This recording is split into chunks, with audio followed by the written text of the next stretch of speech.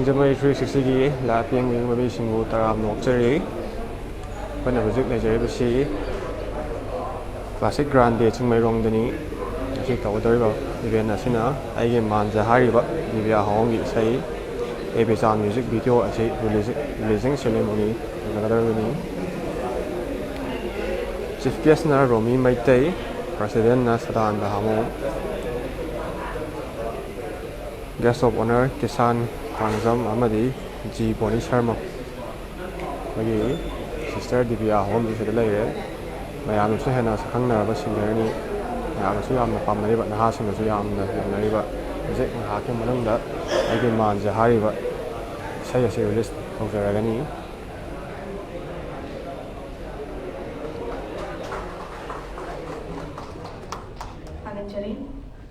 Masigi thora masigi mayam chukhat minana bagi damal candle lighting ki thora masigi pham lang na lengshin beri ba chief guest president amadi guest of honor singna masigi mayra hasi chukhat bigani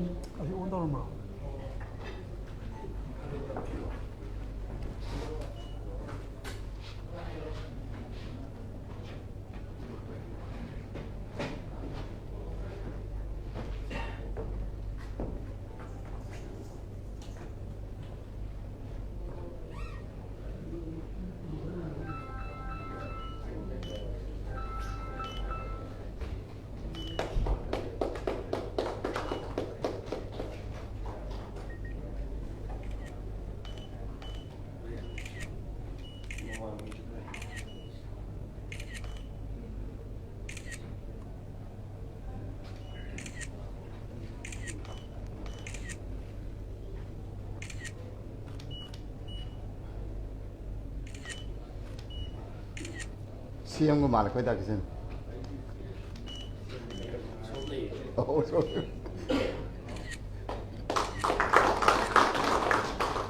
Hagachari thora masigi makha chathazara poina masigi taram nongpaki warol welcome address pibina na bagi dama mingoina panjarabada arya sapamna welcome address pibina na ba kosinje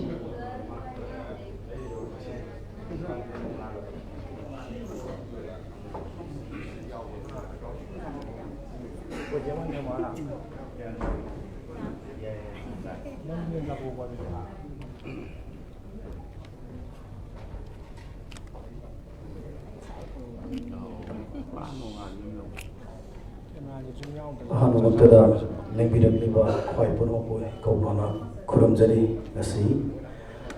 July Kitangani Ingi Gitari Nipanba Yimsakaisa Yaifarba Navidasida Haobam family na present Tawjamani WIZKRAFT Studio na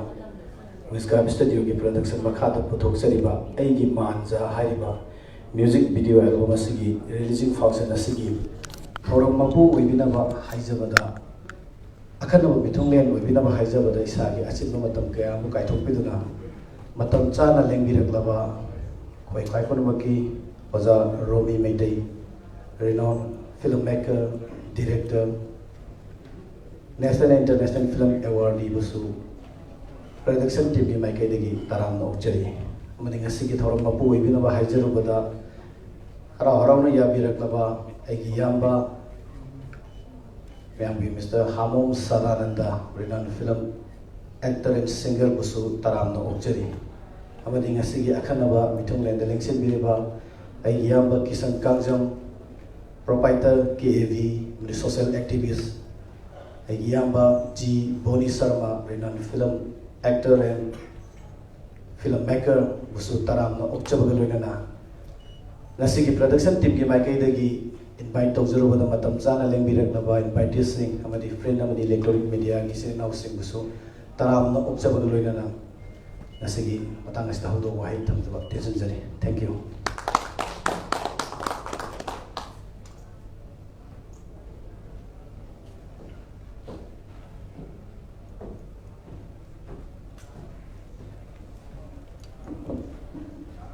Hagachari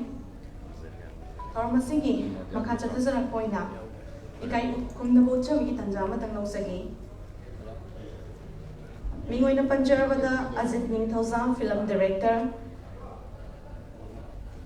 amadi film actor meda hawizambu khudol lobinanaba kausinjari masigi khudol asi pibinanabagidamata ikai khumnazariba khoigi Divya Haobam ki apokpa pabung EIGI Haobam na khudol asi pibigana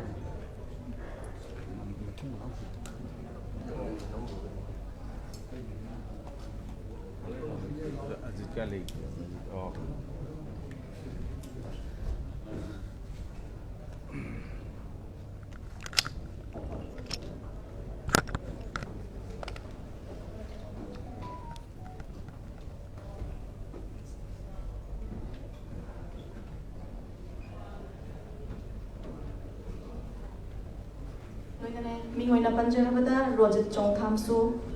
Kudolasi Lobinanaba, Kaushinjari.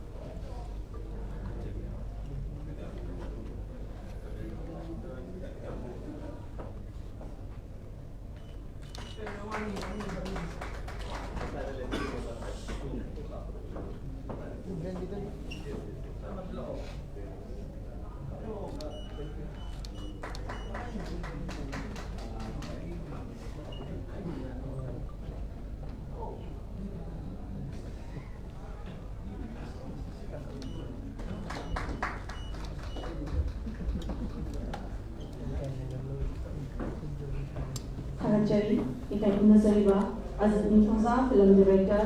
Meitei Haobam, film actor Madi, Roger Chong Tham.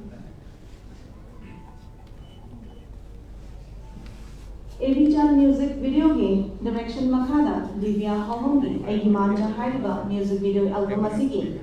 Hariba album asida achoba thudang lobikiba singbu ikai kumnabo chabagi tanjadu lobzagi. Ahanbada Arya Sapam, Anisubada, Nickerson Sapam, Ahumsubada, Amar Saikom, Charles, Anil, Ranjan Kangjam, Ngapil, Ranjan Thongam, Sanjit K. Ace, Radiant Resort, Naresh Kumar Thongnongzam, Boris Wahimbam, Agu Khaigem, Vasau, Jit Kayen. Hairosingasi, ikai kumnabo chabagi tanjadu lobzagi kausinjagi Arya Sapam, Nickerson Sapam, Amar Saikom. Hairiba khudol asida ngasigi thoram asigi chief guest ki famam langgaling singjiriba ikai kumnazariba oza Romi Meitei filmmaker na hairiba khudol asi pibigani.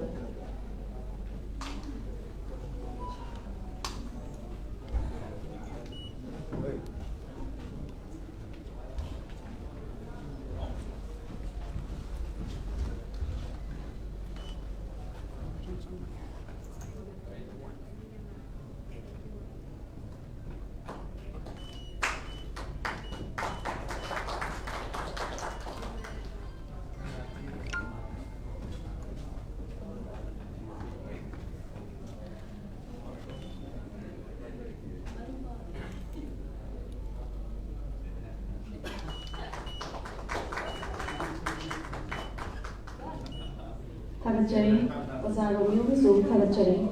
Makachata Sarapoina, Charles, Anil, Ranjan Thongam, Kakat Piraklaga, Pizari Bacham Kudolasi, Lobina Bakosinchari.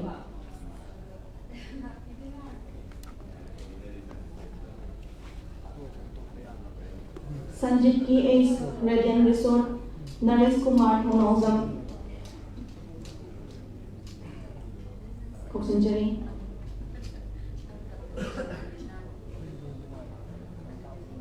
How's poverty directory? Boris Wahimbam, Abu Khaidem, Vasau, Jit Kayen. Haiba Singh Sisulen Piraklaga, Achamakudola Sila Wilaba Kosinchari.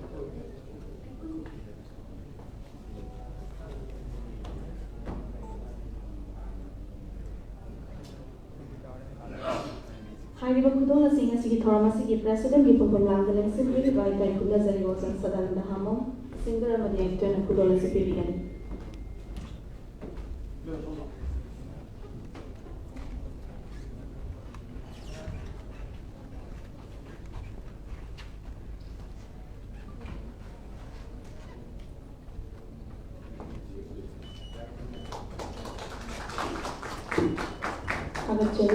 Thagachari was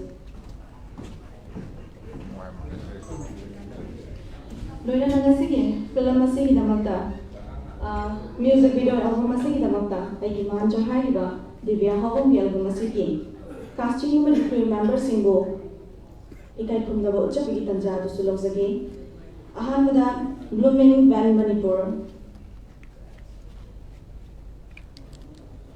Transport की इस नौबसी अमसुम transport की गोकुल चान लिंक्सिन बिरक नवा लिंक्सिन जरी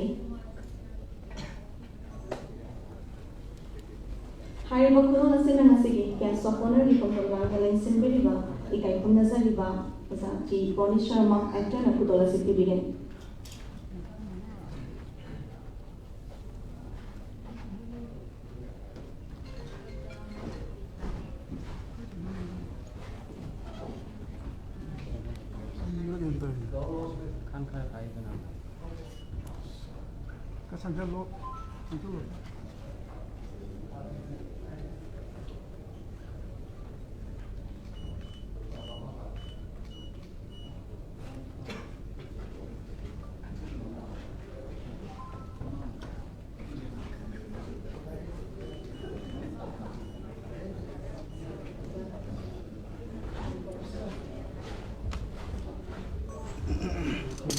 Thagachari Hariba music video albums ki Laita Kangla film Manipur ki Lengshin dina bakal sejari Kangla film Manipur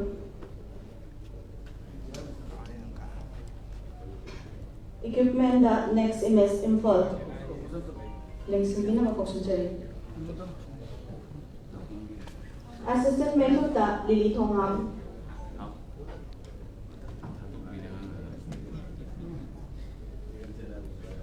Assistant choreographer, dance artist, Ravina Kolong. How's it called? Must have laughter and hello, sir. Hi, Kudola Singh, chief guest, Romi Meitei, kilometer, Kudola Singh.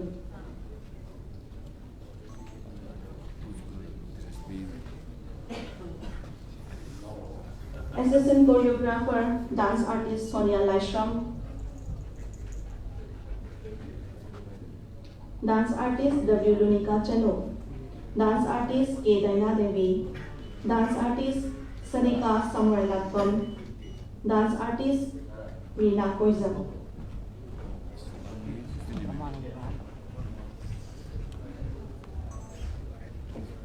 Makachata Boina, makeup Abunto. It's a Makudola Silo Viena Bakok Century, Abunto. Momo Porompat, makeup the Momo Porompat. Costume the Suras Wahimbam. Costume Jacob Wahimbam. Special appearance of Chat Laibuzam. Special appearance of Prithvi Ras Naurel.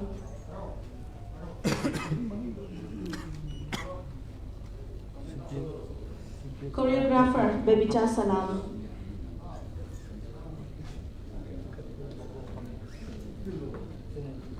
Music director Wilson Ningthemcha. Hariba Kudola Singh Sigin was our Sadananda Hamom na Kudola Sipibigan.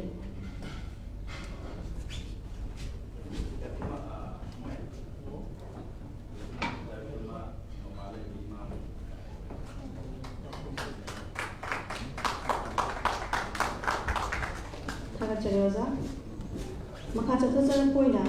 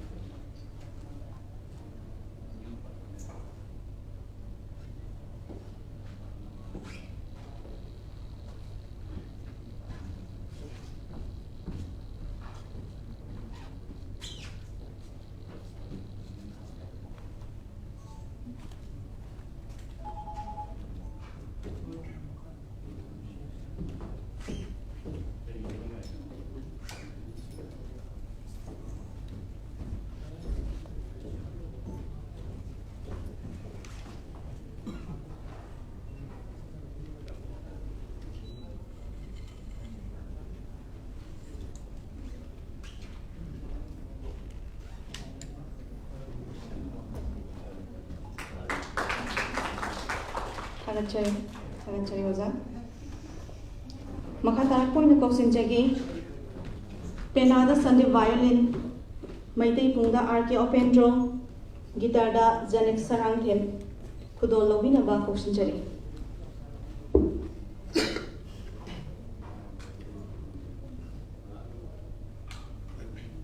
Hariba music video album asigi subtitle Bosco Jaiti Amadi Aigi Manja Hari Sigi Hariba Divya Haobam ki Isai asigi lyrics da Ras Elangam Kudol Lowi na Lava Kosinja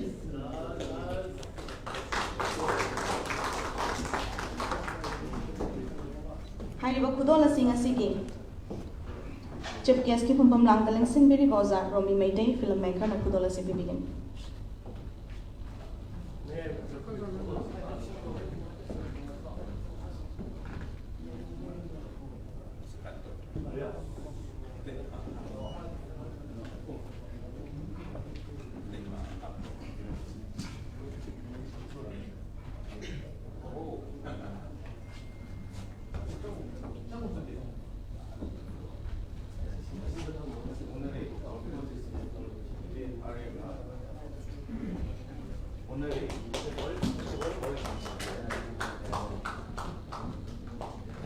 Thagachare.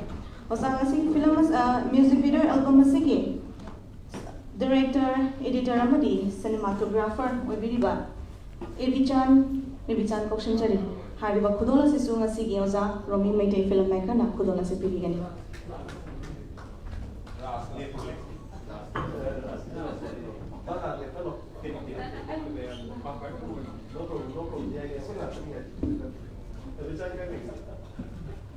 Ngasigi Divya Haobam ki EIGI MAANJA hariba music video album asigi ngasigi isai me asi wibiriba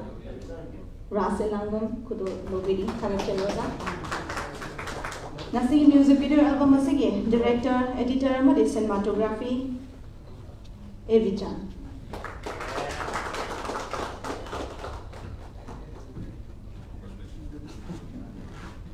thagachari punamaku thagachari Nasi ki thoramasigi khwaidagi maruiba Haobam family na presence tawzaba Evichan music video ki direction makhada Divya Haobam ki EIGI MAANJA hariba music video album asi nasi miyamda release tawzaba ki tanja adu lawsagi nasi ki pampam lang dalang shinbiriba ikai kunazariba chief guest president amadi guest of honor singna hariba ngasi ki music video album asi miyamda release tawina naba ngsingche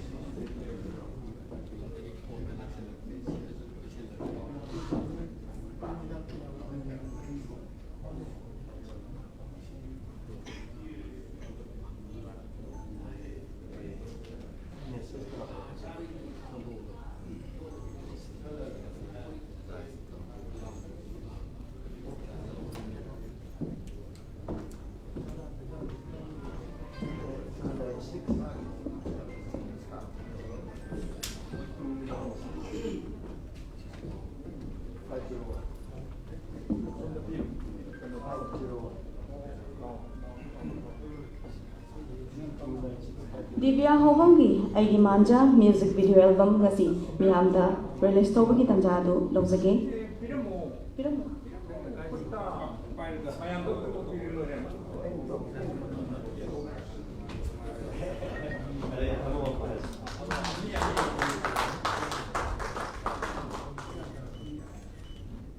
Thank you. My papa will send off. Thagachari, thagachari.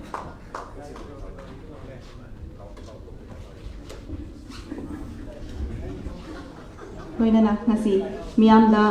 release tawzakrabagi matungda ngasi gi famfam langda lengshin biriba chief guest president amadi guest of honor sing khorgi mangda hazariba famfam lang asida lengshin biraga ngasi screening video miyamda utchandana bagi tanjado lawsaki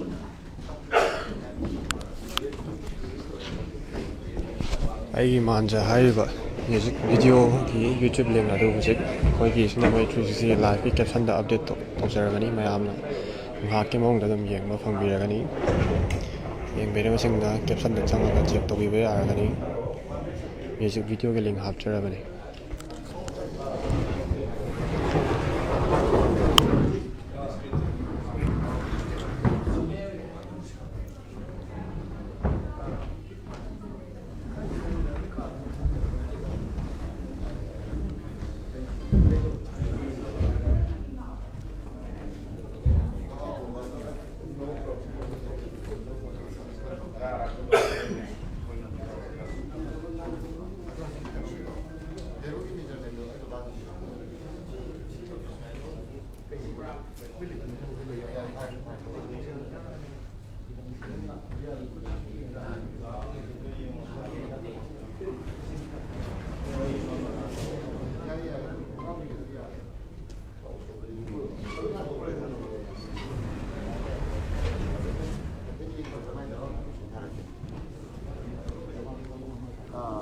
Mana?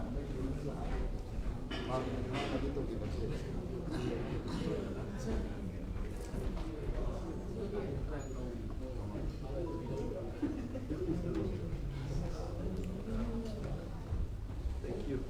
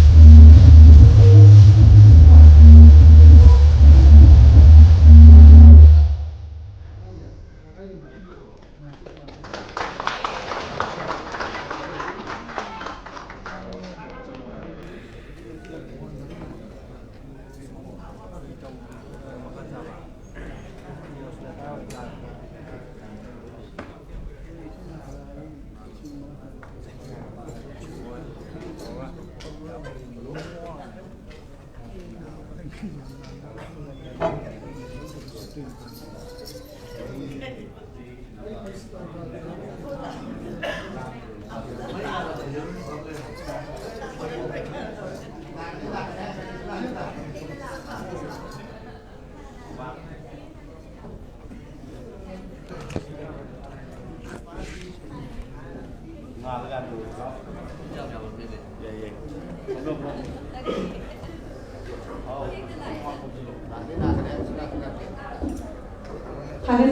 Divya Haobam EIGI MAANJA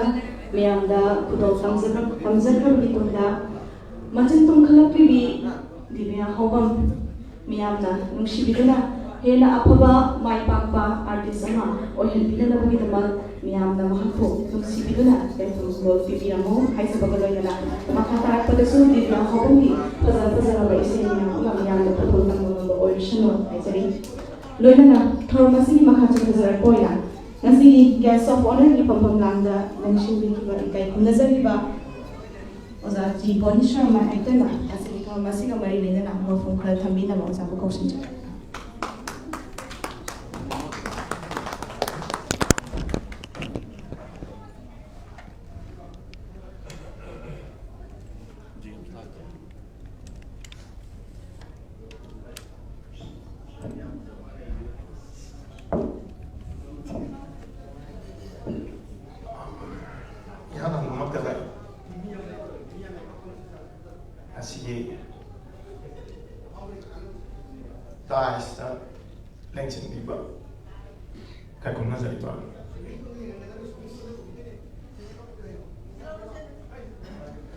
Manipuri apa nak cuba iba Manipuri music video aja tadi.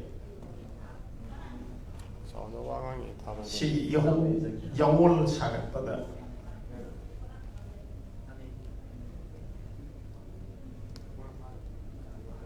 Asal betul dah hai ini trend setter ada. Hai jadi trend setter pada. Manipuri film ni. Manipuri macam misalnya trend setter, filmmaker, director, writer, later hanya later, saya actor so. Kayak mana sih Romi Meitei, yang aku kayak mana sih,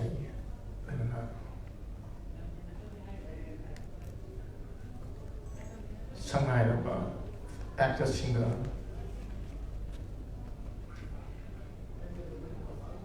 Manipuri digital की इहो film की बहुत मतलब मिसाइए इहो उजागर पता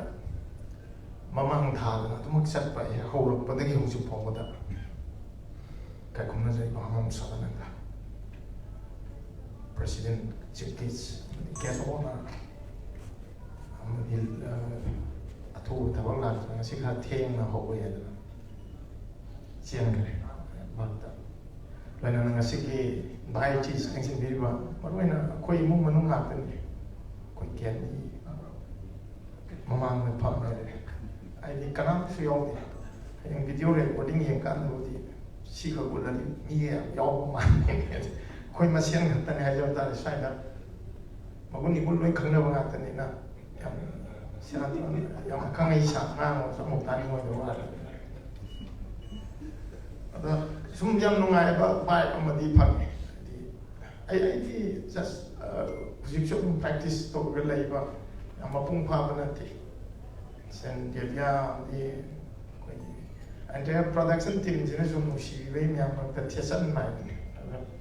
Si am hena export we dana.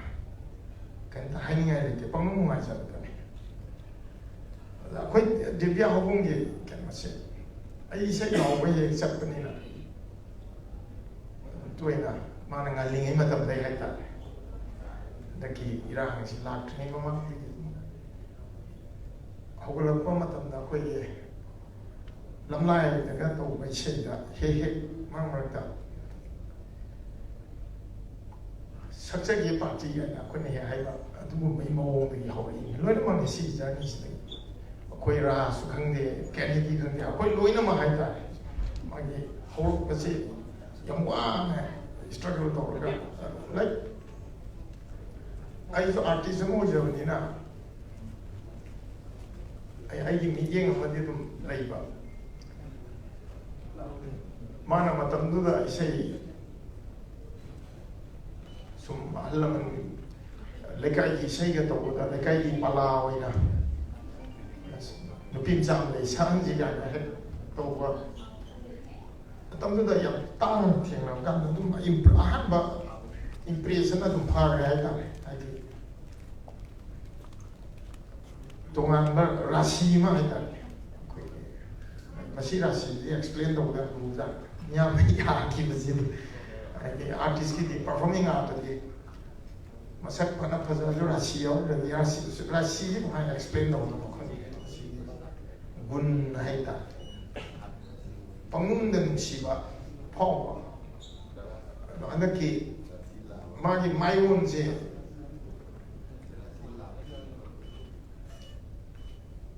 hadaki kan la mairang marakta magi turning point ama phangni dong to ko ni kama asimak chu angak pa ma yam nungai di magi masagi idea da gira kan masagi wakhlon da gira na cha kana gumma mana khangai sing natraga magi mentor ma lamjing ni masina oza ko sing na magi nak sumai to ngai hayam ba so ba ya natraga magi outfit chi nyama tola kala marwen stage ki performance da leina so mama sit la sam sam ba Meitei ko ni yamna nungsi ba inkhalak pa sa masa magi yam hen na su Kishan na su na ta ba cham cham ba print amaga ko ni Meitei yam original loi ba yam organic oi ba pojan yong da ba pot ama si je ko ni miyam impress to ai su common sense na ya dai ai samak su impress to yang original loi ba look sama masih Divya ka thagat ya mari thoram ina puning da phauja ba khara da som thamja ba ni yang noi jai di music video gi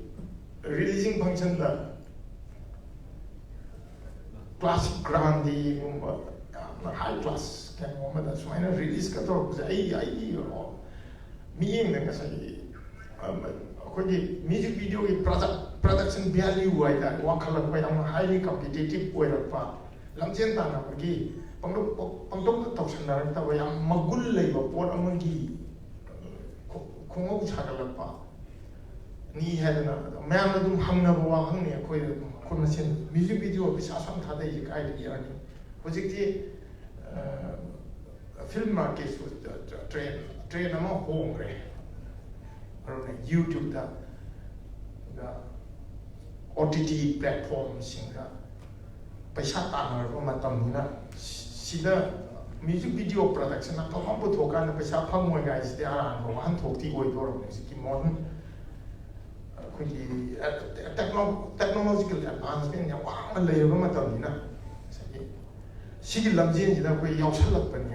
lo jo adum lo bam thwe na khanje sum ko ningjang kan da hangat laga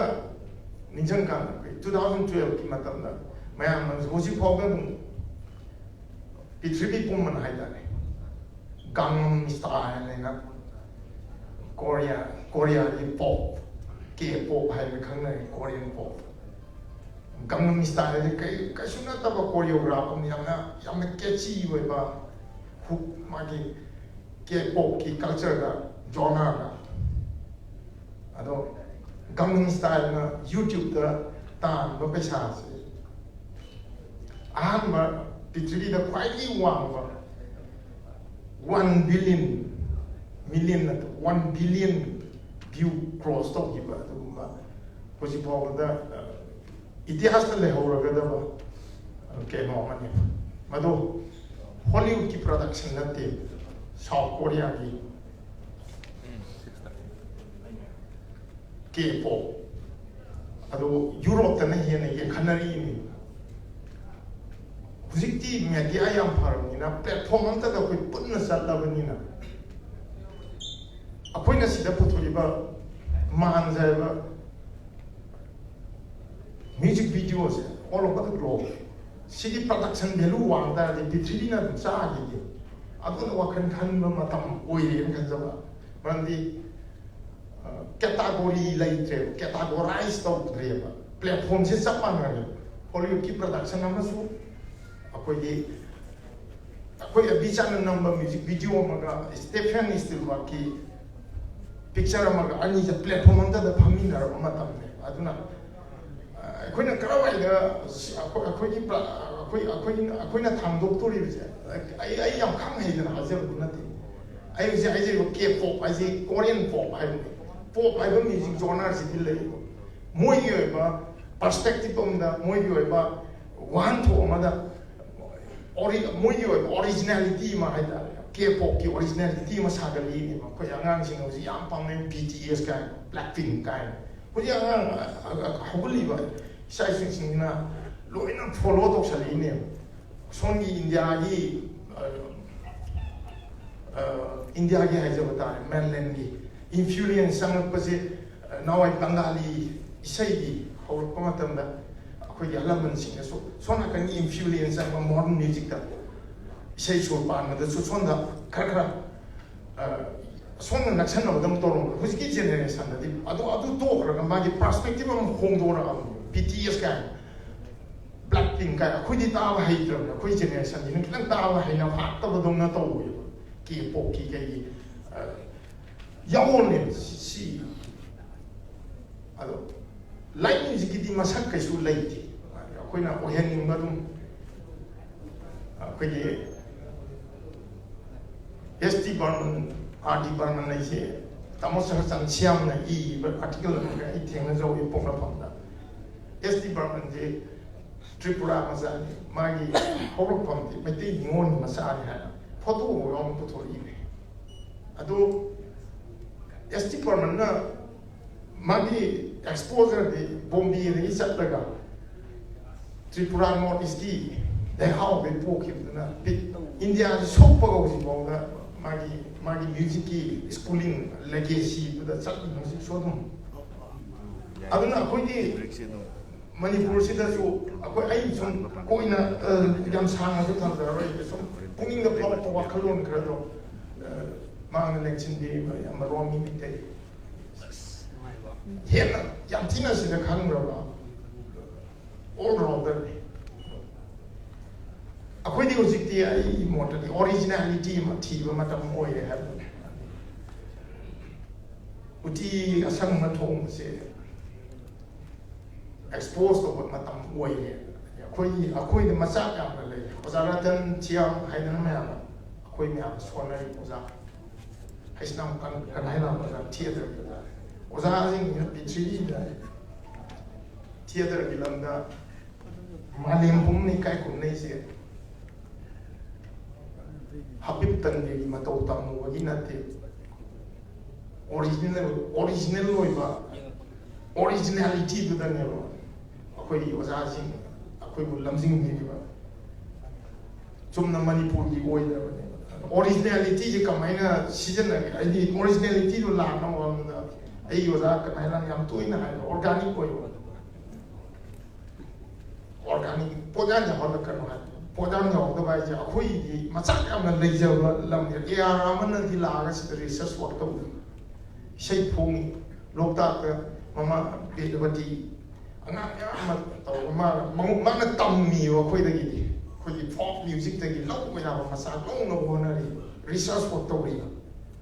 ꯑꯩꯈꯣꯏ ꯈꯤꯇꯪ ꯃꯤꯔꯥꯏꯕꯗꯧꯅ ꯆꯠꯂꯦ ꯍꯧꯖꯤꯛ ꯄꯣꯁ modern ꯁꯣꯁꯥꯏꯇꯤꯁꯤꯗꯗꯤ ꯉꯁꯥꯏꯒꯤ ꯑꯩꯈꯣꯏꯒꯤ ꯑꯣꯔꯤꯖꯤꯅꯦꯂꯤꯇꯤ ꯑꯃ ꯁꯥꯒꯠꯇꯅ ꯆꯠ ꯇꯥꯔꯒꯗꯤ ꯍꯧꯖꯤꯛ ꯉꯁꯥꯏ ꯍꯥꯏꯖꯕꯗ ꯑꯩꯈꯣꯏꯒꯤ ꯄ꯭ꯂꯦꯠꯐꯣꯝꯁꯦ ꯆꯞ ꯃꯥꯟꯅꯔꯦꯕ ꯁꯤꯁꯤꯃꯤꯠꯀ ꯋꯥꯔꯜ ꯀꯞ ꯌꯦꯡꯉꯨꯔ ꯁꯤꯁꯤꯃꯤꯠ ꯌꯦꯡꯕ ꯅꯨꯡꯉꯥꯏꯇꯦ ꯁꯨꯡꯌꯦꯡꯅꯤꯡꯗꯦꯕ ꯑꯩꯈꯣꯏ ꯕꯣꯜ ꯌꯥꯝ ꯊꯋꯥꯏ ꯌꯥꯎꯖꯕꯅꯦ ꯑꯗꯣ ꯑꯩꯈꯣꯏꯅ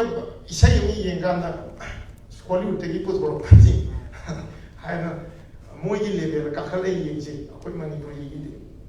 ꯐꯤꯂꯝꯗꯤ ꯅꯠꯇ꯭ꯔꯒ ꯏꯁꯩꯗꯤ ꯀꯨꯝꯊꯔꯒ ꯌꯦꯡꯁꯤ ꯍꯥꯏꯗꯤ ꯌꯥꯔꯣꯏ ꯑꯗꯨꯒꯤ ꯄꯥꯔꯇꯤꯁꯟ ꯄꯤꯕ ꯁꯨꯡꯉꯝ ꯉꯝꯗꯦꯕ ꯀꯝꯄꯦꯔꯤꯖꯟ ꯑꯗꯨꯝ ꯌꯦꯡꯕꯅ ꯂꯥꯛꯀꯗꯧꯅꯤꯅ ꯑꯩꯈꯣꯏꯅ ꯑꯩꯈꯣꯏꯒꯤ ꯑꯣꯏꯕ ꯃꯑꯣꯡꯗ ꯏꯟꯇꯔꯅꯦꯁꯅꯦꯜ ꯄ꯭ꯂꯦꯠꯐꯣꯝꯗ ꯅꯠꯇ꯭ꯔꯒ ꯃꯥꯂꯦꯝꯒꯤ ꯑꯣꯏꯕ ꯑꯕꯣꯛꯇ ꯀꯃꯥꯏꯅ ꯄꯤꯖꯒꯗꯒꯦ ꯁꯤ ꯑꯩꯈꯣꯏꯒꯤ ꯑꯣꯏꯕ ꯃꯑꯣꯡꯗ ꯃꯣꯏꯁꯨ ꯑꯗꯨꯝ ꯆꯥꯍꯟꯒꯗꯒꯦ ꯍꯥꯏꯕꯁꯤ ꯁ꯭ꯋꯥꯏꯁꯤꯗ ꯈꯤꯇꯪ ꯍꯦꯟꯅ ꯆꯪꯁꯤꯟꯕ ꯃꯊꯧ ꯇꯥꯔꯦ ꯍꯥꯏꯗꯅ ꯁꯨꯝ ꯈꯟꯖꯕꯗꯨꯅꯦ ꯍꯥꯏ ꯑꯩ ꯉꯁꯥꯏꯗꯒꯤ ꯉꯥꯡꯖꯔꯤꯕꯁꯤꯁꯨ ꯑꯗꯨꯝ ꯚꯥꯞꯃꯦꯟ ꯇꯥꯗꯕ ꯃꯌꯥꯝ ꯑꯃ ꯀꯨꯝꯗꯅ ꯑꯗꯨꯝ ꯍꯥꯏꯗꯤ ꯑꯩ ꯏꯁꯥꯁꯦ ꯚꯥꯞ ꯁꯨꯡꯇꯥ ꯇꯥꯗꯅ ꯑꯗꯨꯝ ꯄꯉꯥꯎꯔꯒ ꯂꯥꯛꯈꯤꯕꯅꯤ ꯑꯗꯣ ꯍꯧꯖꯤꯛꯁꯨ ꯑꯗꯨꯝ ꯑꯗꯨꯒꯤ ꯂꯦꯚꯦꯜꯗ ꯂꯩꯖꯕꯅꯤ ꯑꯗꯣ ꯁꯤꯗ ꯁꯨꯝ ꯀꯥꯈꯠꯂꯛꯑꯕꯅꯤꯅ ꯉꯁꯥꯏꯒꯤ ꯒꯦꯁ ꯑꯣꯐ ꯑꯣꯅꯔ ꯀꯥꯏꯅ ꯍꯥꯏꯕ ꯐꯝꯐꯝ ꯂꯥꯛꯄ ꯑꯃ ꯄꯤꯕꯅꯤꯅ khitang hairam ragadi amu yam ayum batagi da traga sum thamjam yam khang haidana haijabati natti ado yam noi akoi di mu veteran da change ai career yam chang natraga su ahal loina lobi le ado sahi ne ma se ado ada yam kalak sei khoi ma tamna khoina prime time ai prime time aga sumaina isai ga releasing na yobiro sum yamne excited oi jaba hai ta kalak jaba amu handar ko sahi taram ka lok thok ma kok te homi ma ta hai ta si pai ya na video si soidana daga ai video si matang khoi ebijan ya fazana yam komne study dawra tham sumale khoi Divya Haobam ni appearance yam thilik man ne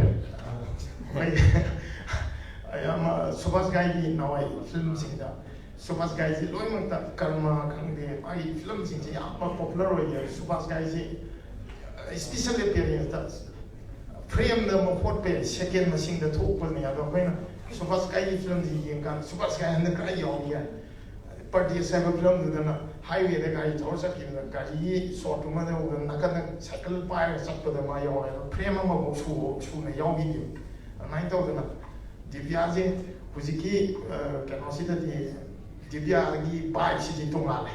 ai sei lo thorok sin am chat pani na khane ma thorok pe ji segai da ni ji ma ni kanasi act da babu ki which can manja gi music video koi sonia gi khol gi ta ma ko ko atanga tharo ko ma lai mari ga tham Saling minyak yang pok tengah bisa bagi orang lain sebab hai yang sini impresif boy lo saya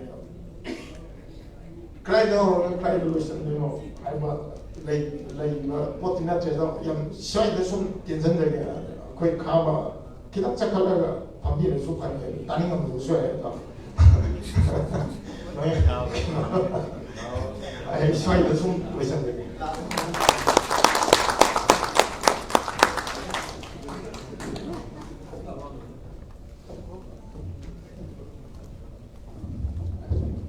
Kanajari, kalau masih di makan jatuh jalan poina, nasi ini guest of honor di pembangunan dalam sendiri ikai kun nazari masa Kishan Kangjam, Kishan audio visual mau fokus kami na lokal saja.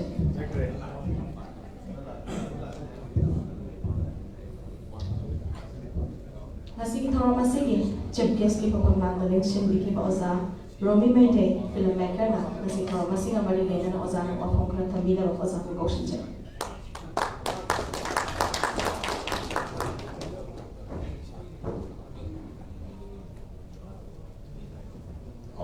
Good afternoon, good morning. Hai do cũng nhiều rồi đó.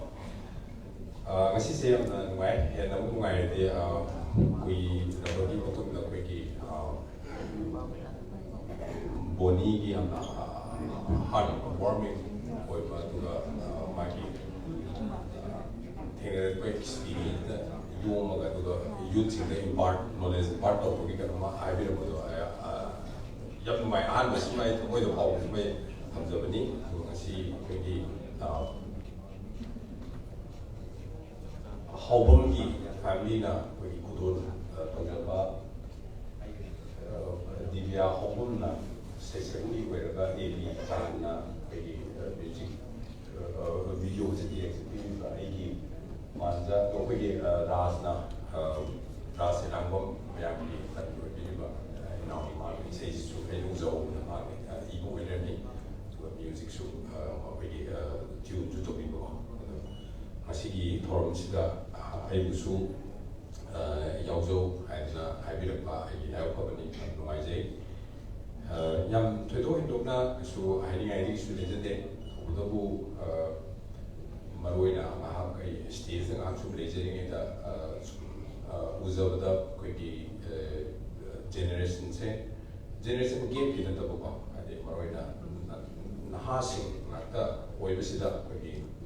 hamoi da kai gumba kar phawi haining ko masi masi ngasi ki chief guest na di not maino oina lobby da bit ko ai skulum nam tambi ba student nam oina masi ki perspectives de ki wakum kra thamning ni maramdi ngasi ki numit si am important oiba numit amani haina su lobum thei maramdi koi ki mangta ngangbi gi ba ngasi ki guest of honor duga ai jo excited oimandana kono tore ngasi wakchan ji koi ki preside to biri ba miyam gi lan biri ba actor singer ai gi maro Hamom Sadananda Captain Cherry ngasi ki guest of honor obiliba party talented theater duga sumang kumai film duga isaida ma chopa contribution lemtana ju bibiliba miyam gi Bonny Romi Bonny duga ai maro kumadi ma musagi yungi rogi lengtokre duga to dam ma chu ta na to jo Kishan Kangjam provide KV kai kom no cheri maruina phigi ngasi gi numit se na maru oina ategi na tabata ko gi what are many kind of art forms se arrive loan da ko gi ground break to ba ko ground breaking and English they high normally ko gi once ground breaking to kan da masakai chale madi ko gi artist of galaxy mo kanda mani art walk to niko artist to the leho to niko artist to the ugro artist to ugro salaga na ma we no ugro sale film mo ta ko da whosoever kana no actor we no ugro sal to the the artist adugo mana kudul to riba magi work to magi artistic work adugi potu ne ko gi loina ita se ko Sigi gives artists na people give see ground break to the giveaway how ko you miya ni se ba to se se ko you mang the limsin biriba ay ko Sadananda se magi matam da I have uzo do ni ko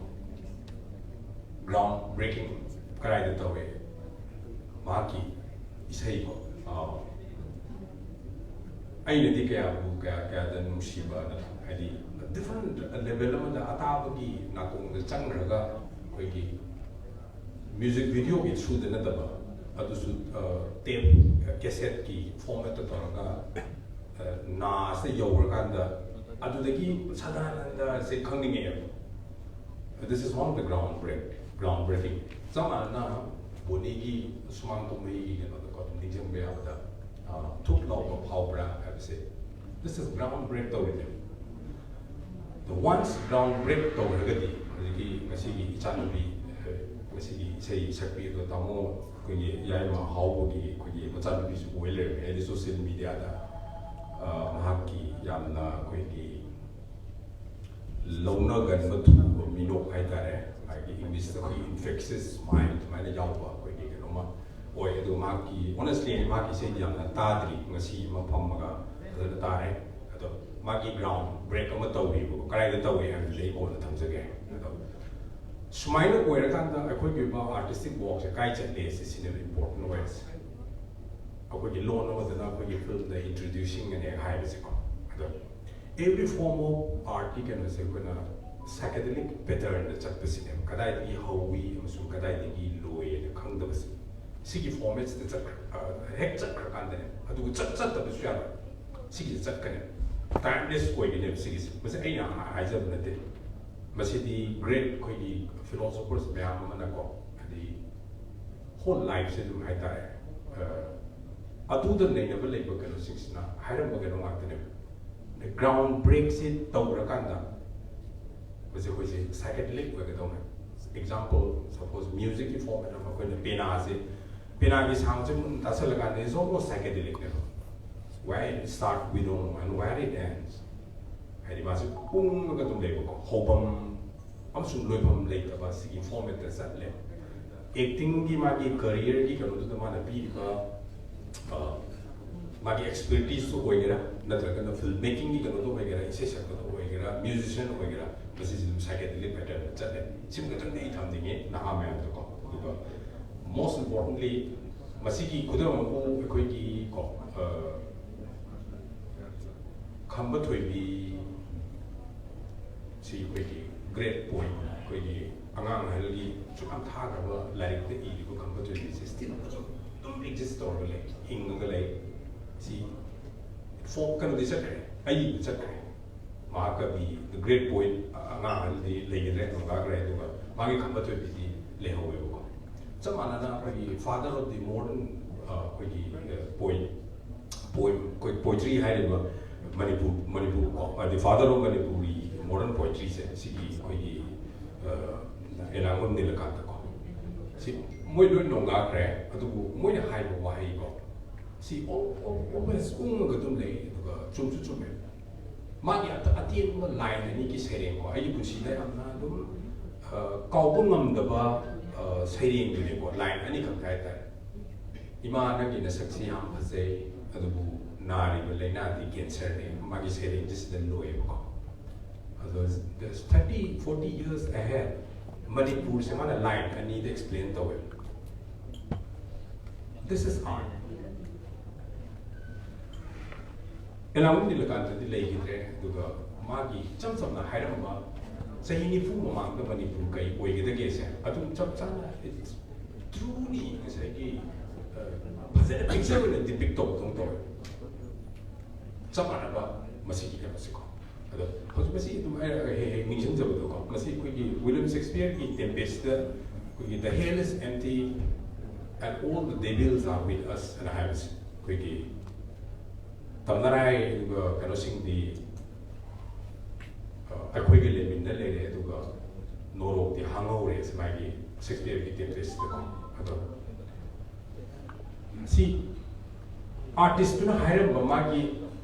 artistic expression the hingale hobo de bena thamjani is adu taraga di aina lo subsan jara ka ko artist mo koi se kayam yam na dai ta chawi sikat ne bena kan na thamjani is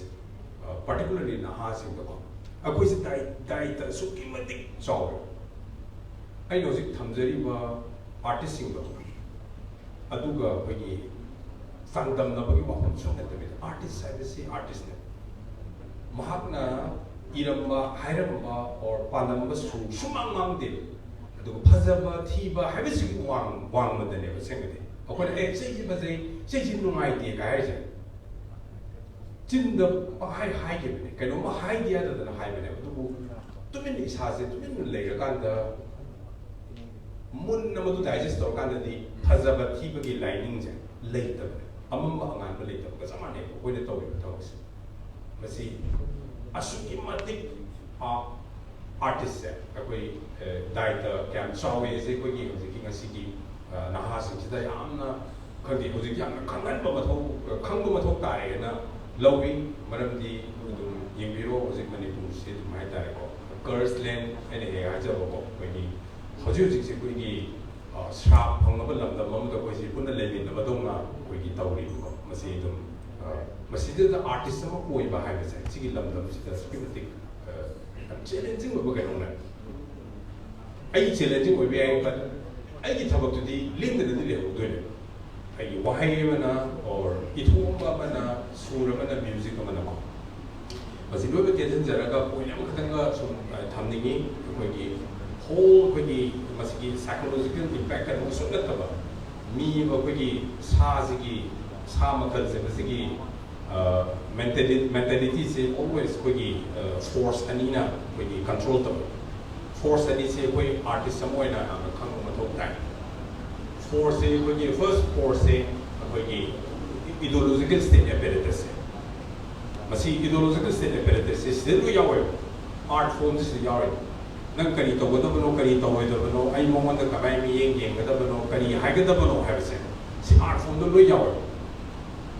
सिगिसे लेतबा सिगिसेना control तौब नमक्तबा situation दा कोइसे करी force ना कोइसे लाक के है काजे रिप्रेसिव कोइ स्टेट ऑफ अपेरेटस फाबा पुनबा नोंमै पुलिस कोर्ट नों सिगि थबसे याम कंखटकने ideological state of apparatus लेतबा लम सिगि लम सिंगसे कोइगी मिसी मिना अदगी लान ताही को हितबा मयाम थोकने Manipur si ayi moda de hoje kogi repressive state of apparatus lay and law artists asu yam na lay na koi se repressive state of apparatus lay se ta ga di there is something wrong kai de no alignment no koi se alignment no kai no kai there is no harmonious what to say the blending element artists amaga magi art walk si ka seminary bra seminary bra is a very questionable kind of work hang sa mo ko comes about every form can be psychedelic the leg the names Haobam khang da ba do loi hom khang da format the leg do se ai dis de hor pani ai swai de loi re hai bi ya de se ngasi ki ground break to ba ko ki through social media de ki oi be ai fil da sa da se ni da zero tri le cha bi Divya Haobam ki ma ya infectious or smiles de ki ko ki hai ta re we man de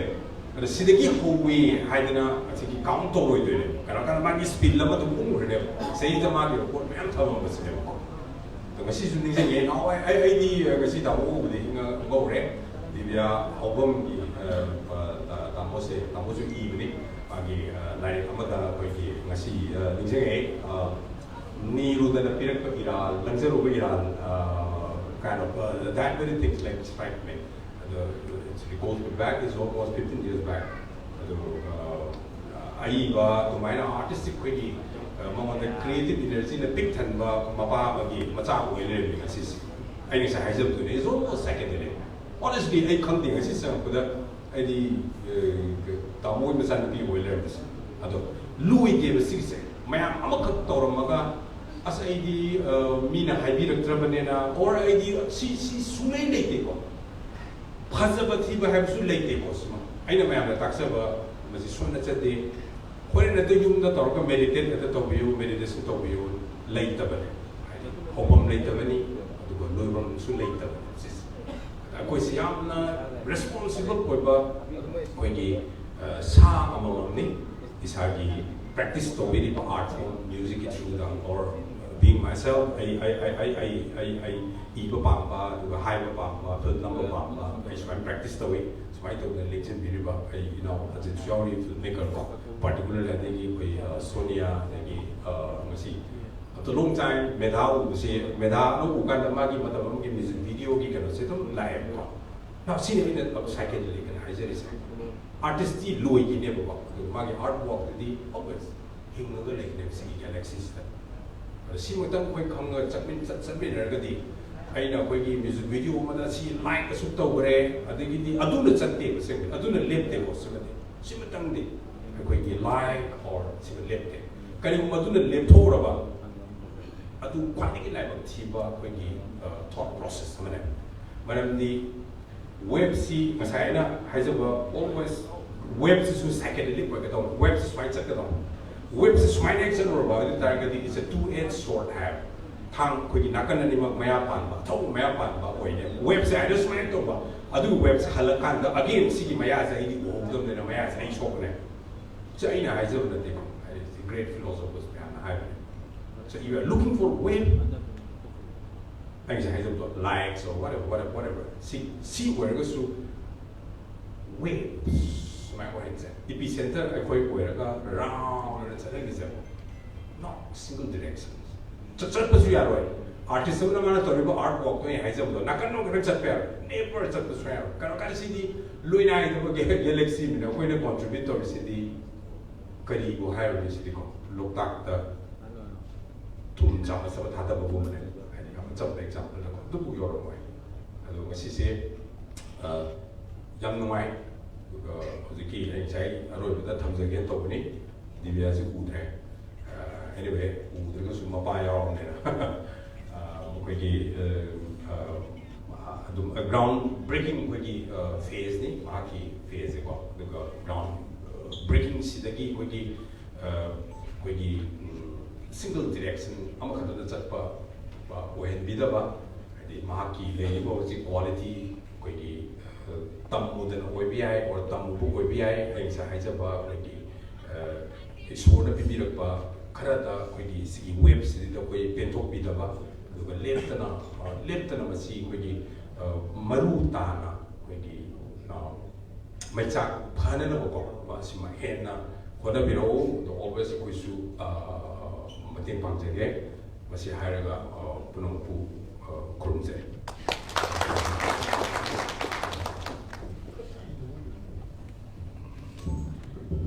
Thagachari Oza Romi Meitei filmmaker na amal yam labo hai kya thambiramagi tamak oza bu thagachari ngasigi Haobam family na presence tawzaba Evichan music video na direction piba Divya Haobam ki EIGI MAANJA hairiba music video album asigi ngasigi EIGI MAANJA haiduna seshaklibi Divya Haobam kausinjage achamba khudol lobiranabagi tamak hairiba khudol asi ngasigi chief guest ki fampham langda linkshin biriba ikai kumda saliba oza Romi Meitei filmmaker na hairiba khudol asi Divya Haobam da bibigani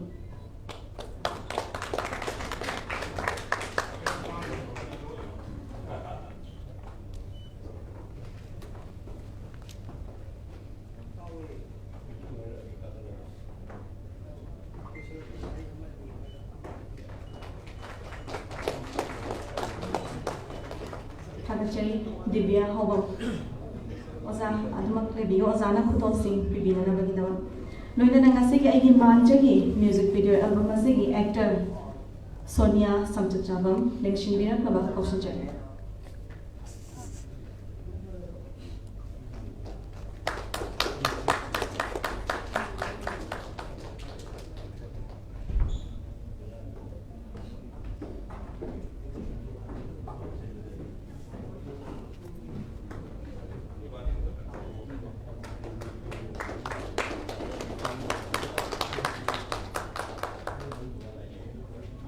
Thagachari loinana ngasigi EIGI MAANJA music video album asigi actor James Saikom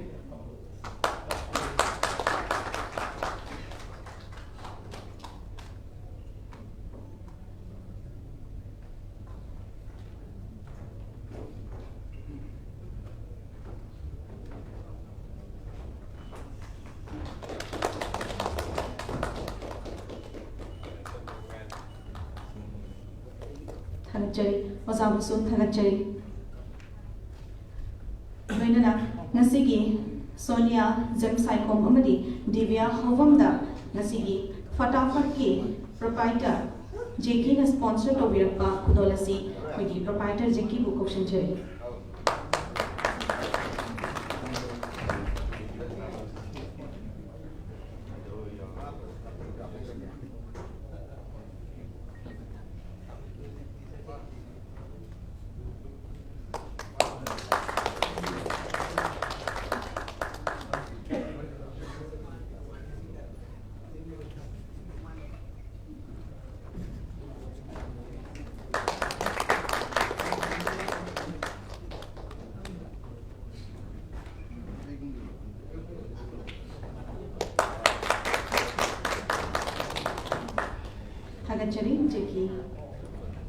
Thagachari makha chatazara poina chamba khudol pibagi tanja du lozake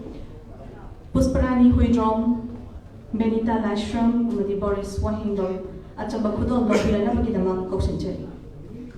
ngasigi khudol asi pibigana bagidama kai khunazariba Bonny Sharma actor na khudol asi pibigani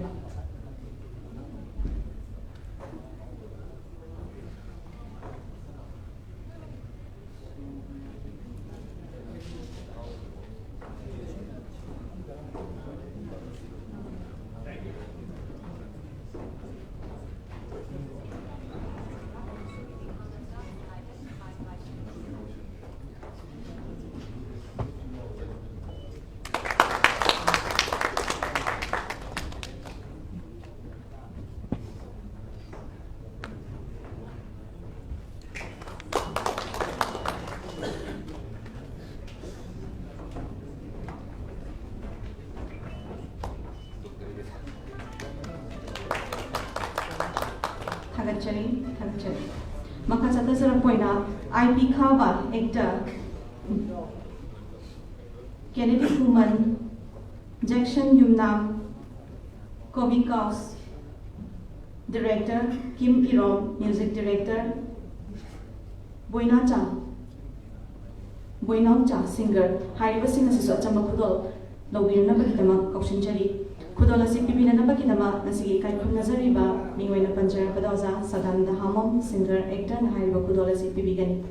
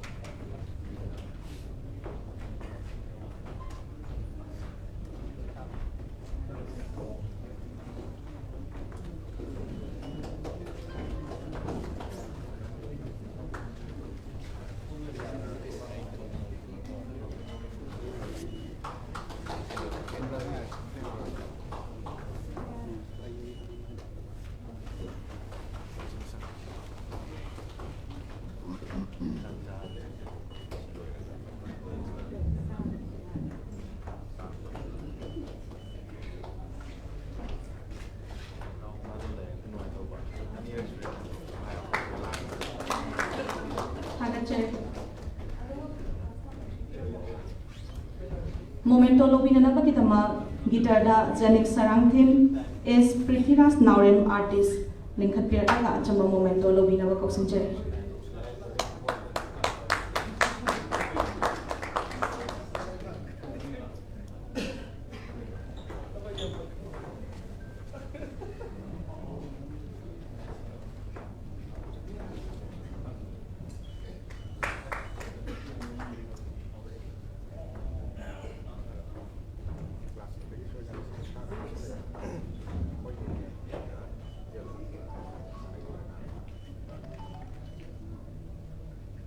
Halakjari, Loidana, Nasiki Thoramasiki, President, Land and Singbi Bakari, was a Sadananda, Hamom, and Nasiki Thoramasiki, President, you are all at the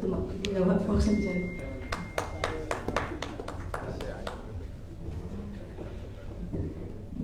Yana Numaire, Yana Numai Minasi, I will IC Maya from the gate. Aluga, Nasiki, Papum Pana, Panto of the Bata, the Gimatam Sana. Sara Abani, Sara Abani, is being Java. The Pajana smoothly out of one function, even to money. I was a thunder, and a city. Dias the Lincoln Minagiba, Pamina gave a singer, Magi, Adu, Sipcase, President, guest one other day, when that doesn't Kakala, no, I'm a moment of share to Siena. Can we function formality, but I didn't know that one by one. Aina Duni, Adani, Catalicate, and Yamuna Wakalon, the Gay in Javada, singing Musin Oiriba, Bayan singing my tone, the Yanamaka Lamba, the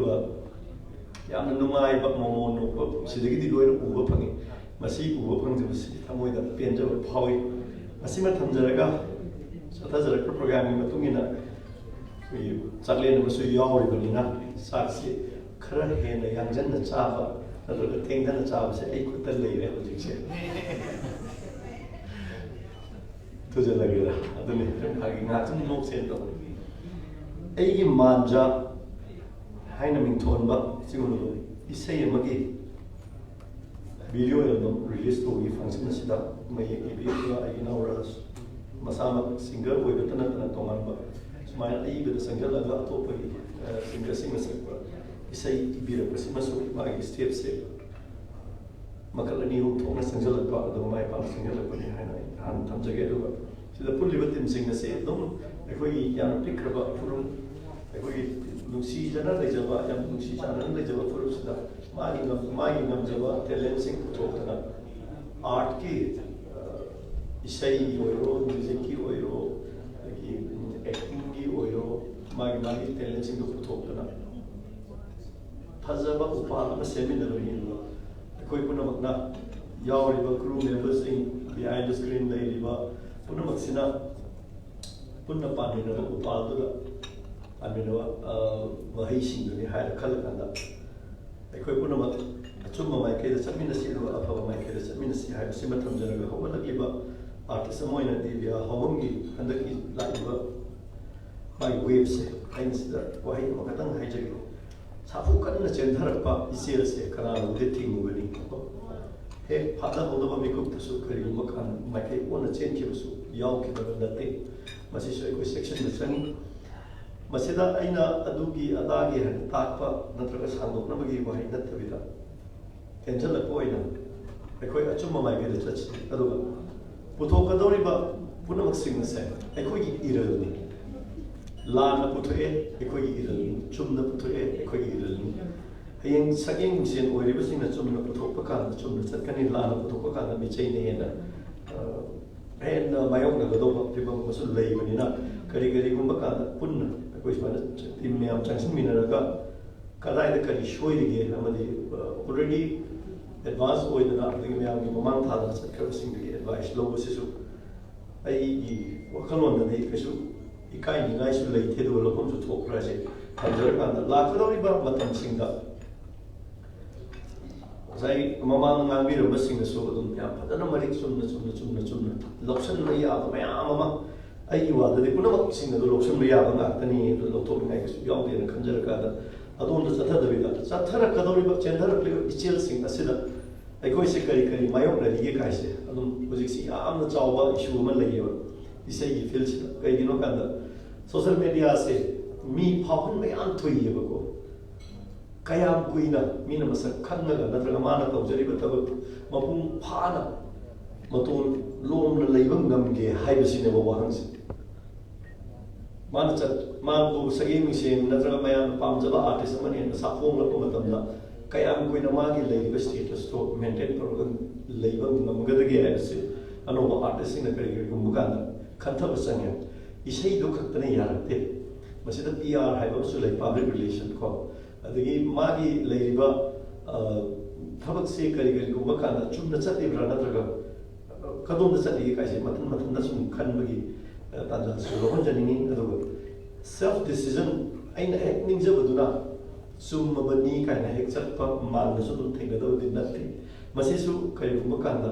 khar gaji khandaraga aina chatkadori base sumli bara natraga aina nganggadori wasina society sida kaya kan ba piri natraga kadom da pugi gada ge kai su khallaga tawni masangi ra masai ai maru romi na hakyo responsibilities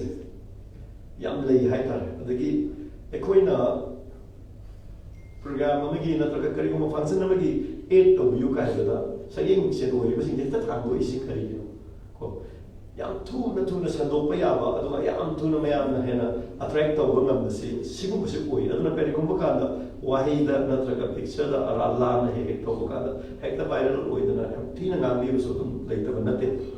la kador matam singa awon makhara purakani haibagi wakalo chi tamjaraga isai thorum sida kari gum bakanda isai sida season riba aikoi gi lamchida maroi season riba sursigi hawrpa moiriba koina tum sari kama hai kasu yamba pattern nate adu masidagi thokliba isai sing sidi masing tingamna leigre phanyaamna thigena khalaga su thibamna leigre manava yarakani manada su yarakani masi puna mase kadai da kani shoiri ge se yengjanna ba group ma sudum leiri adu masibu hena chuma mai keda puna masi apun ma mari ko mata isai khamse isai gi tadala ba keda thamja ho ni ko masi hai ni basi kari kari gumba kana paina chatlaga mayamna kikadaba o hai ba amin na chansali ba abasing screening na amaso tawga video sing thola ini duga video ni te video film from tawga ni duga mai exe thola ini awon pura isi lonyan yaw na no ho na ba gi yam hen no ai do sigum screening tawla pani step se yam ni hai ta ya aduna mayam dai no sing tanja se lawra kanda isai gi changsala kadori ba thabak thoram singda khara khajik hena laksala ko matamda kari gumba kan amik se kari oi ge hena mina halwa mali amik se ya amna ngai matamda ahal singna manipuri matam isai se kari gumba kan maning tamna hen maning khida mai kai khang na chat khiba tare na kalapadagi ahal lai khidra lai oi krama boza singna punjal semlam hojik ngasi ngarang semba ami nate aduna kari gumba kan mayam no feels the like the bana amik se kari oi ge hena kan bu amik ꯐꯥꯗꯔꯁꯤꯡꯅ ꯂꯥꯏꯒꯨꯔꯨ ꯍꯥꯛꯇꯒꯤ ꯁꯦꯝꯃꯝꯕꯅꯤ ꯑꯗꯨꯒ film ꯐꯣꯔꯝꯒꯤ umbrella ꯒꯤꯜ umbrella ꯂꯩꯖꯕ ꯍꯧꯖꯤꯛ ꯍꯧꯖꯤꯛꯃꯛꯅ ꯏꯁꯩꯒꯤ ꯁꯤꯡꯁꯦ ꯄꯥꯏꯔꯒ ꯂꯩꯕ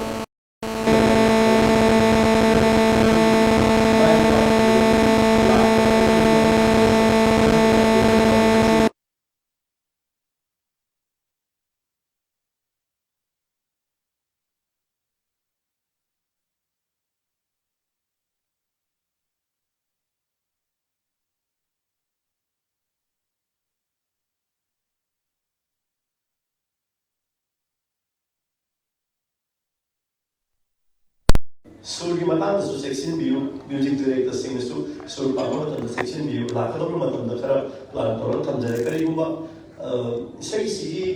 copy ꯇꯧꯏ ꯇꯧꯗꯦꯅ ꯌꯥꯝ ꯇꯣꯏ ꯇꯣꯏꯅ ꯍꯦꯛ ꯅꯩꯅꯕꯁꯦ ꯑꯩꯈꯣꯏꯗꯁꯨ ꯅꯨꯡꯉꯥꯏꯖꯗꯦ ꯑꯗꯨꯒ ꯈꯔꯗꯤ ꯃꯥꯟꯅꯔꯛꯄ ꯌꯥꯏ ꯄꯨꯟꯅ ꯍꯦꯛ ꯃꯥꯟꯅꯔꯛꯄꯗꯨꯗꯤ ꯅꯨꯡꯉꯥꯏꯇꯦ ꯑꯗꯨꯅ ꯀꯔꯤꯒꯨꯝꯕ ꯁ꯭ꯀ꯭ꯔꯤꯅꯤꯡ ꯇꯧꯕ ꯃꯇꯝꯗ ꯈꯪꯍꯧꯗꯅ ꯔꯤꯂꯤꯁ ꯇꯧꯈ꯭ꯔꯒꯁꯨ MVꯗ ꯑꯃꯈꯛ ꯍꯥꯞꯀꯅꯤ ꯀꯔꯤꯒꯨꯝꯕ ꯍꯥꯏꯔꯤꯕ ꯄꯣꯠꯁꯦ ꯂꯩꯔꯝꯗ꯭ꯔꯕꯗꯤ ꯃꯈꯥ ꯇꯥꯕ ꯂꯧꯈꯠꯄ ꯌꯥꯕ ꯊꯕꯛꯁꯤꯡꯗꯨ ꯂꯧꯈꯠꯀꯅꯤ ꯃꯁꯤ ꯑꯩꯈꯣꯏꯒꯤ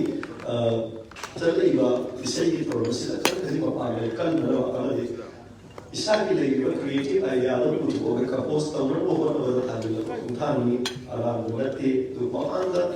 ꯀꯣꯄꯤ ꯇꯧꯔꯒ ꯂꯥꯛꯈꯤꯕ ꯑꯗꯒꯤ ꯅꯠꯇ꯭ꯔꯒ ꯆꯞ ꯃꯥꯟꯅꯅ ꯊꯥꯡꯖꯤꯜꯂꯛꯈꯤꯕꯁꯤꯡꯗꯨꯗꯤ ꯑꯩꯈꯣꯏꯒꯤ ꯃꯥꯔꯀꯦꯠꯁꯤꯗ ꯑꯣꯏꯍꯟꯅꯤꯡꯗꯕ ꯃꯥꯔꯀꯦꯠꯁꯤ ꯌꯥꯝ ꯆꯥꯎꯕꯗꯤ ꯅꯠꯇꯕꯅꯤꯅ ꯇꯦꯂꯦꯟ ꯂꯩꯕ ꯃꯌꯥꯝ ꯑꯃꯗꯤ ꯂꯩꯕꯅꯤ ꯑꯦꯛꯁꯄ꯭ꯂꯣꯔ ꯇꯧꯅꯕ ꯍꯣꯠꯅꯕ ꯃꯥꯒꯤ ꯇꯦꯂꯦꯟ ꯄꯨꯊꯣꯛꯅꯕ ꯍꯣꯠꯅꯕꯗꯁꯨꯊꯣꯛꯈꯤꯕ ꯉꯥꯛꯇꯅꯤ ꯁꯦꯜ ꯆꯪꯗꯅ ꯑꯐꯕ ꯄꯣꯠ ꯄꯨꯊꯣꯛꯅꯕ ꯍꯣꯠꯅꯕꯗ ꯊꯣꯛꯈꯤꯕ ꯉꯥꯛꯇꯅꯤ ꯍꯥꯏꯕꯁꯤ ꯊꯝꯖꯔꯒ ꯑꯩꯅ ꯉꯁꯤꯒꯤ ꯐꯪꯁꯟ ꯑꯁꯤ ꯈꯛꯇ ꯆꯠꯇ꯭ꯔꯤꯕ ꯃꯤꯁꯤ ꯅꯠꯇꯅ ꯂꯩꯕꯥꯛ ꯃꯌꯥꯝꯗ ꯑꯩꯈꯣꯏꯅ ꯏꯁꯩꯒꯤ ꯂꯝꯗ ꯀꯔꯤꯒꯨꯝꯕ ꯀꯥꯟꯗ ꯁꯦꯝꯗꯣꯛꯅꯕ ꯍꯣꯠꯅꯕꯗ ꯍꯣꯏ ꯅꯨꯡꯉꯥꯏꯇꯕꯁꯨ ꯌꯥꯎꯔꯝꯕ ꯌꯥꯏ ꯇꯧꯍꯟꯅꯤꯡꯗꯕꯁꯨ ꯌꯥꯎꯔꯝꯕ ꯌꯥꯏ ꯑꯗꯨ ꯁꯖꯦꯁꯟ ꯑꯣꯏꯅ ꯄꯤꯕꯤꯌꯨ ꯑꯗꯨꯒ ꯑꯩꯈꯣꯏꯅ ꯀꯥꯟꯅꯕ ꯑꯗꯨꯒ ꯂꯩꯕꯥꯛꯁꯤꯗ ꯀꯥꯟꯅꯒꯗꯕ ꯑꯗꯒꯤ ꯍꯧꯒꯠꯂꯛꯂꯤꯕ ꯑꯥꯔꯇꯤꯁꯁꯤꯡꯗ ꯀꯥꯟꯅꯒꯗꯕ ꯑꯣꯏꯔꯕꯗꯤ ꯑꯩꯈꯣꯏ ꯃꯗꯨ ꯂꯧꯁꯤꯟꯖꯔꯒ ꯃꯗꯨ ꯂꯥꯏꯛ ꯇꯧꯖꯒꯦ ꯍꯥꯏꯕꯁꯤ ꯂꯩꯕꯥꯛ ꯃꯌꯥꯝꯗ ꯊꯝꯖꯔꯒ ꯃꯅꯤꯄꯨꯔꯤ ꯏꯁꯩ ꯃꯅꯤꯄꯨꯔꯤ ꯁꯩꯔꯦꯡ ꯆꯦꯟꯖꯔꯤꯕ ꯄꯨꯝꯅꯃꯛ ꯑꯁꯤ ꯑꯋꯥꯡꯕ ꯊꯥꯛꯇ ꯊꯥꯡꯒꯠꯂꯒ ꯃꯥꯏ ꯄꯥꯛꯄ ꯑꯃꯗꯤ ꯍꯦꯟꯅ ꯐꯕ ꯏꯐꯨꯔꯨꯞꯀꯤ ꯏꯔꯜ ꯑꯣꯏꯖꯕ ꯉꯝꯕ ꯑꯣꯏꯃꯤꯟꯅꯔꯁꯤ ꯍꯥꯏꯁꯤ ꯊꯝꯖꯔꯒ ꯉꯁꯤ ꯑꯩꯒꯤ ꯃꯥꯟꯖꯥ ꯍꯥꯏꯅ ꯃꯤꯡꯊꯣꯟꯕ ꯚꯤꯗꯤꯑꯣ ꯑꯦꯜꯕꯝ ꯑꯁꯤ ꯃꯤꯌꯥꯝꯅ ꯌꯥꯝ ꯄꯥꯝꯅꯕ ꯌꯥꯝꯅ ꯍꯦꯟꯅ ꯃꯌꯥꯝꯅ ꯌꯧꯍꯟꯕ ꯉꯝꯕ ꯑꯦꯜꯕꯝ ꯑꯃ ꯑꯣꯏꯍꯟꯕꯤꯔꯁꯨ ꯅꯣꯡꯃ ꯃꯄꯨꯗ ꯅꯤꯖꯔꯒ ꯑꯩꯈꯣꯏ ꯄꯨꯝꯅꯃꯛ ꯑꯆꯨꯝꯕ ꯃꯥꯏꯀꯩꯗ ꯆꯠꯃꯤꯟꯅꯁꯤ ꯃꯥꯡꯕ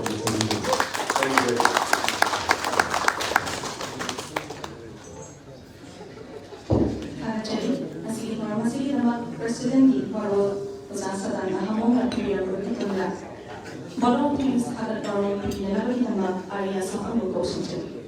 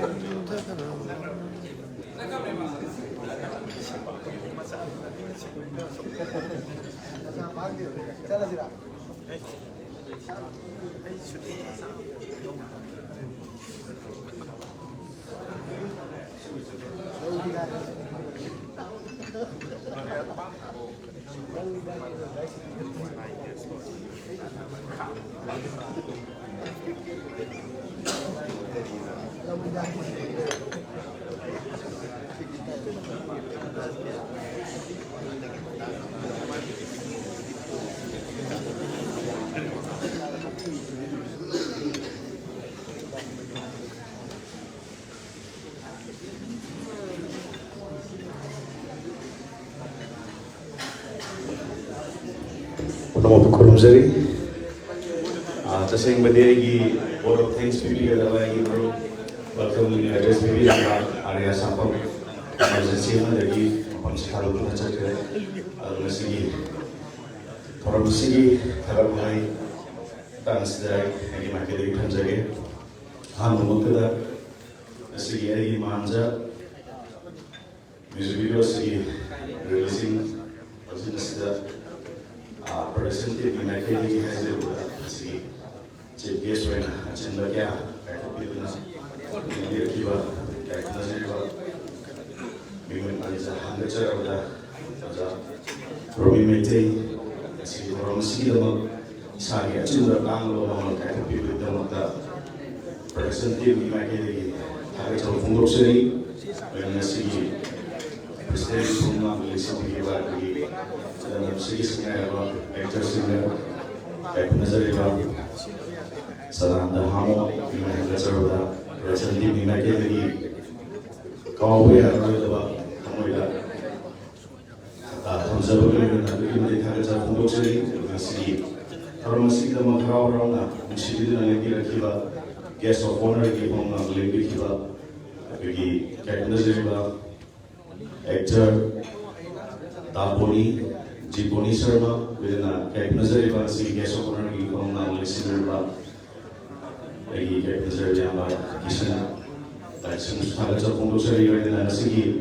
kalau masih nama invite us juga karena sosoknya itu lebih juga print atau di electronic media lagi sinausin yang khusus present ini mereka lagi tamu yang kerja untuk sendiri dengan segi music video state both of you artists sing crew members sing technicians sing mana pun mampu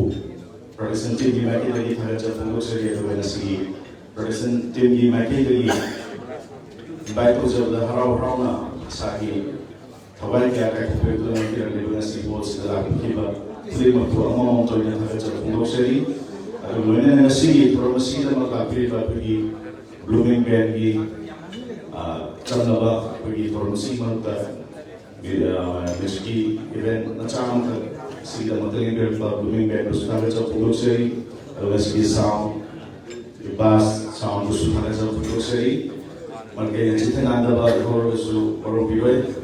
susah lepas nanda sih. Orang sih kita maka mesti dulu nanti masih na